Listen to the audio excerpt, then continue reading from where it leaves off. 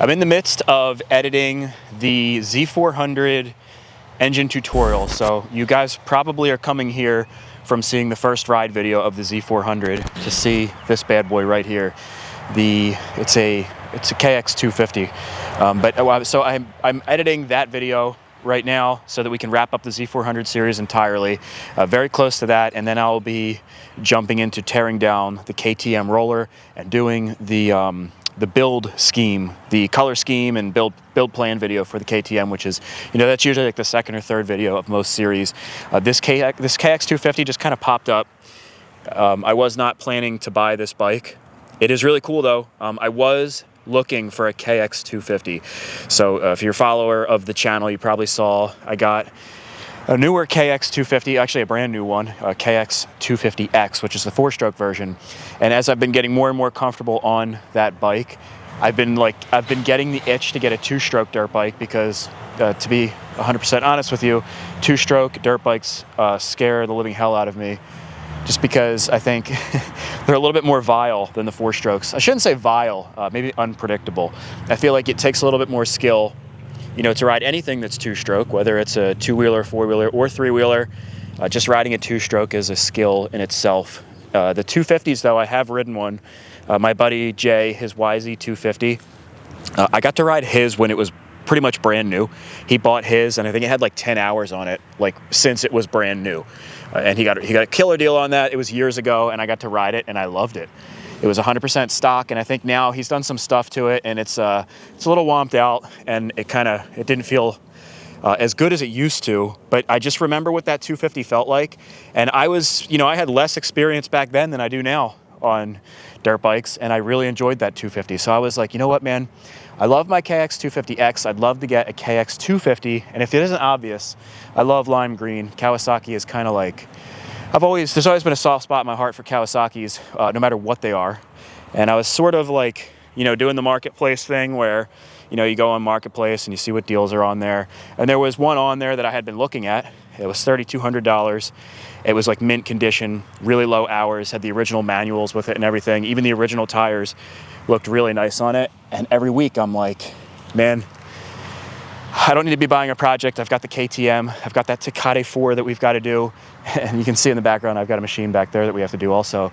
I'm like, I don't need any more bike builds. If this one for $3,200 is for sale next week, I'll buy it. And then next week came along and it was still for sale. And I'm like, oh man, it's like I'm looking for an excuse here to buy it. And everything in my body, every fiber of my responsible self is like, we don't need this, we don't need this. I was like, okay, one more week. If it's here when I come home, I'll buy it. And 1 week goes by, it's still for sale. And then I'm like, well, how about this? I'll go to Indiana, which was last week. And if I come back from Indiana, which is a week-long trip, and it's still here, it's meant to be, and I should buy it. Well, I came back from Indiana, and it's actually still for sale right now. And I was like, oh my gosh. Well, this one came out of absolutely nowhere. If you guys follow Garage MC, his name is Matt. Matt hit me up, and he's like, dude, I just came across this deal. It's 4 machines. I don't need these 4 machines. It's a KFX 450R, a DVX 400, some Chinese quad, and a KX 250. And I was like, oh man, if there is a God who's telling me that I need a KX 250, I was like, all right, tell me about the KX 250. He's like, it's a 99. He had no pictures of it or anything. And I actually made a video that's going to go on the main channel of me going to Matt's and picking it up because it was sight unseen. He's like, the guy wants $4,000 for all the machines. I don't really need all these machines, blah, blah, blah. Long story short, he didn't end up getting the stuff. And the guy was like, through Matt, he was kind of doing the middleman thing. He's like, trying to, I'll put this on the bike here while I tell the story. But Matt was kind of like being the middleman. And the guy was like, well, if this guy's interested in the KX250, I'll just sell him that. You don't have to do all 4 machines. And he said $1,200. And I'm like, because I'm really doing my best to not buy anything right now. I was like, no, I'll give you $1,000. And the guy said yes. So lo and behold, here is the KX 250. It's a 99, paid $1,000 for it. And believe it or not, it actually runs. We're not going to start it up right now because we just barely got it to start in the other video. You guys are going to have to check that out on the main channel when I drop that. And basically, I'm not sure what I'm going to do with this thing. I think eventually it will be a full build because I'd like to have this as, not to replace the KX250X, but It would be like my 2-stroke like rider dirt bike. I think it would be cool. I don't think I'm doing any crazy like, performance mods because, you know, I can barely handle the power stock on these freaking things. You know, the 250 2-stroke dirt bikes are super fast, but I'd like to make like a full custom design. I've already got a color scheme in my mind. You guys are gonna freaking love it. It's gonna be something that nobody's ever seen before, and it's still gonna have like the Kawasaki heritage. It's not gonna be like the Grape Ape where it was a purple Yamaha and everybody was like, oh, this isn't even Yamaha colors, you idiot. It's not gonna be quite as radical as that, but it's gonna be, I'm telling you right now, if, you know, I'm working to get some custom colored plastics. If I can make that happen, it's going to be a Kawasaki a color that nobody's ever seen before. Yeah, we'll just go with that. You know, there's a lot of radical things out there, but I bet you this will be a one-of-a-kind design. I would love to tell you guys what it's going to be, but you're going to have to wait. So here's the thing. It's actually pretty tight. If you go around, the front wheel bearings are tight. The front spokes are nice and tight. You know those spoke skins are going to have to go. In the back, not quite the same. You can see there's some missing spokes, and that's actually not the wheel bearing. That is, the spokes are super loose. I think the whole back wheel might actually be shot. A lot of times when people ride with loose spokes like that, the holes kind of get wallowed out. So this is a candidate for new wheels, at least a new rear wheel. But everything else is actually pretty tight. I noticed the subframe has a little bit of play. Really easy stuff. It probably just needs a good once over, making sure everything is tight. The suspension actually doesn't feel that bad. It just has almost no compression. Like, it feels even softer than like a 125. It's got like no compression at all. I don't know if the rings are seized or what the deal is, but I did notice up here there's RTV around the head. That's not good. So God only knows what's going on with the top end, but possibly this could be a candidate for new top end, new rear wheel, and just like going over it, making sure it's nice and tight and it's not going to fall apart, and I could ride it the way that it is. And of course, you know, gotta rock these graphics, man. It's giving me the OG Maverick vibes, if you guys remember that series.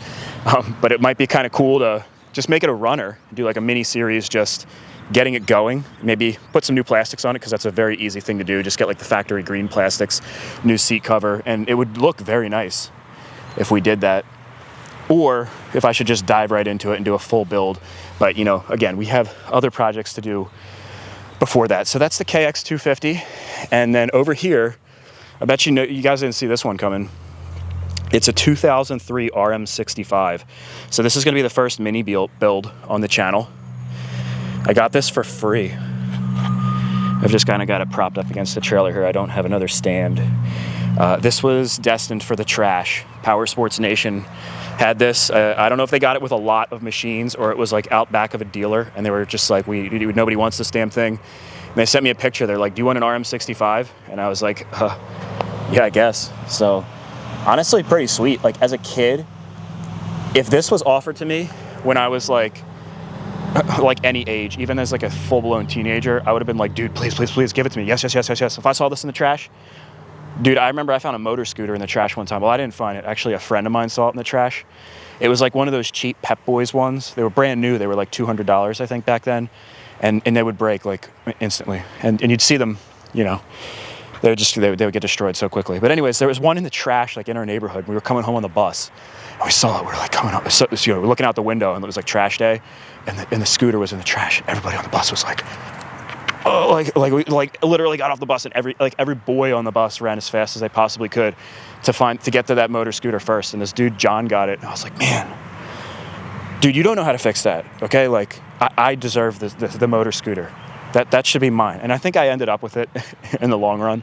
And, you know, I was like the recoil starter or something with snap. But, like, dude, as a kid, getting something like this, it doesn't even matter the condition. Like, I still feel super lucky that I was able to get this. Super awesome. Another Power Sports Nation hookup. And I think it's going to be really cool. I was looking at eBay parts. There are so many aftermarket options for these bikes because the RM65 is the same as the KX65. And I think there's a lot of interchangeable parts just with minis in general, even other brands. There's like, you can get like any color plastics for this thing. They're super cheap. They have inverted fork kits for these things. They have big wheel kits for these things and a ton of other parts. And it's really inexpensive. I saw like a full-blown rebuild kit for like $600. Comes with a bottom and top end kit. And I think even like a new cylinder. Just really cool. Seat I already found. The plastic kits. They have plastic kits for these things that come with a brand new tank, all new shrouds, and a seat, and it's like $100 freaking. So I think that's actually going to be a really cool little mini project. And then maybe we'll find somebody that has like a son or something that's like a mini racer or something, and we can throw them on it and get an idea how this thing performs, because it's so small that I don't think that, you know, I'm sure I could ride it, but it would be kind of hysterical, you know. But very cool in my opinion. It's pretty much all there. Levers are bent up pretty good, aside from, you know, the seat missing. It's pretty much all there. But I don't know how long this thing was sitting outside. I don't think anybody knew the history of this thing. Probably is blown up or something, and it just got put aside. There's no Kickstarter on it, so we can't feel the compression or anything. I guess we could put it in gear and like push it, but this, I'm kind of just going to set this away, and then when we do it, I like to kind of find the problems with you guys. But I think for now, the KTM is going to be number one. So I haven't torn that down just yet. I was making the Z400 first ride video, the budget video, and now working on the engine tutorial. But I'd like to get this torn down in the next few days and do the color scheme video. And I'd like to have that out hopefully in the next few days here, because I know the first video did pretty well, and a lot of people are asking questions about it. So we got to get moving on that KTM. The Kawasaki is looking nice and clean. I've get close to 20 hours on the Kawasaki now. I think I'm actually taking that out again this weekend with Matt from Garage MC. So the KTM is on deck, and then we've got the Takati. If you guys saw in the video where I showed my whole collection, I'm going to try to do them simultaneously, like, if that's the thing. The problem is space. If I could have two bays going at the same time, it'd be a lot easier to get two projects going. I did get a lot of emails, by the way. I wanted to say thank you. When I put up the post about building a house and looking for a house, that is still in process. I had put an offer in on a property with a beautiful house and a beautiful detached garage. It was a 3-bay detached garage that was bigger than the 3 bays. It was really big. Like, it was probably twice the size of the garage that we have here. And it was air conditioned and heated in the garage. Beautiful house. It was on 6 acres, all sand in the backyard. Plenty of spot to make like a test track and stuff. Put an offer in on the house, and it turned out the local county code, they could actually, the police could come to my house and not confiscate. What the hell do they call that when they take your bike? You guys know what I'm talking about. But they impound it. They can take your bike and impound it right off of your own property if somebody within a 500-foot dwelling, which means like any house that's within 500 feet, and there were houses within 500 feet. If they call and say, like, my dog gets anxiety when he's riding his dirt bike, the police can come and actually impound your dirt bike or ATV, whatever it is. And believe it or not, it actually says in the county code they can put you in jail up to 90 days, which is ridiculous. That's like the kind of thing, I'm sure that never happens, but like it could. So, you know, I withdrew my offer on that property, and that's actually been the number one thing hindering me right now, because that's not the only, basically you have to look at each county wherever you're looking at purchasing and seeing if that's something that you can do, because I'm not exactly a normal purchaser. And if I do buy a house, you damn know for sure I want to build a track on there, and I'm probably going to want to ride it like at least 5 days a week. And I understand, you know, in a normal community, that's not going to be okay. You know, you're racing around the yard, you know, every day. Most places that's not going to be all right. So that's what's going on with that whole deal, still in the works. But yeah, thank you to all the people that reached out. I got a lot of emails and stuff of people offering help for building a shop house or a pole barn and things like that. Honestly, it was kind of overwhelming. So if I didn't respond to your email, my apologies, but thank you anyway. And I may get back to you down the road here, just as I kind of catch up with things, going away to Indiana and preparing for that trip, getting the Z400 finished and all.